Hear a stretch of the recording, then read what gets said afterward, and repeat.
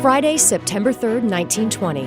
On that day, nearly 1,000 farmers and their families from 6 states converged on Camden, Indiana in Soyland Farms, the farming operation owned by the brothers Taylor, Finis, and Noah Fouts.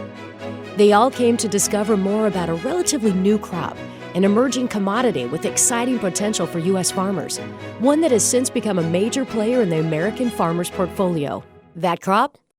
Soybeans.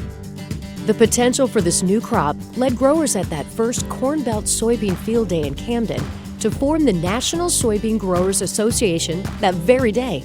And Taylor Fouts, one of the pioneering soybean growing brothers, was elected as the first president of the association, which 5 years later was renamed the American Soybean Association, or ASA. In the first few years, meetings of the association dealt primarily with how to grow, manage, and market this new crop. But it soon became clear that soybean growers needed to start advocating for themselves in order to create sustainable demand and foster an environment in which soybeans could benefit from reliable market access, sensible government policies, and positive partnerships with key players along the value chain. Every decade has presented its unique challenges and opportunities, and throughout the years, ASA has always been at the forefront, engaged, committed, and working diligently on behalf of U.S. soybean farmers. Helping remove interstate commerce restrictions and protect domestic markets for U.S. soybeans and soy food products.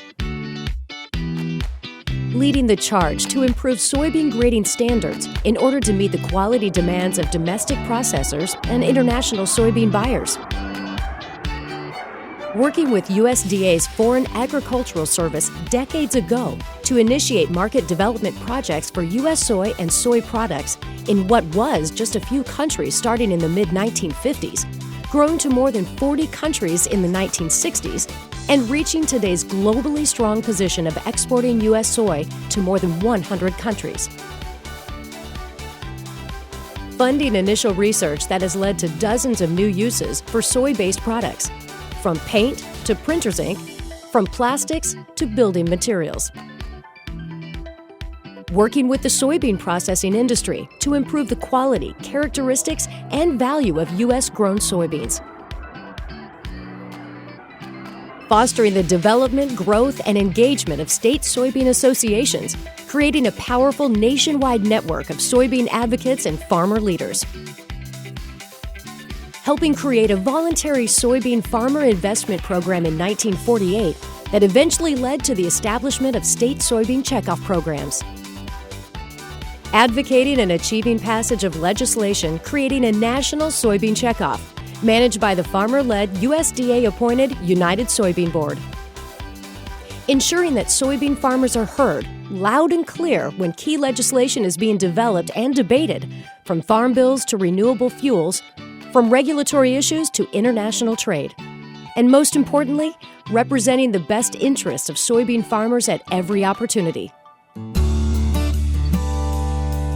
From Soyland in 1920 to Capitol Hill today and every day, the American Soybean Association has been on the leading edge, serving as the respected voice for U.S. soybean farmers, continually adapting to change and challenge, recognizing and capitalizing on opportunity, and always focused on improving the prospects for profitability for U.S. soybean farmers.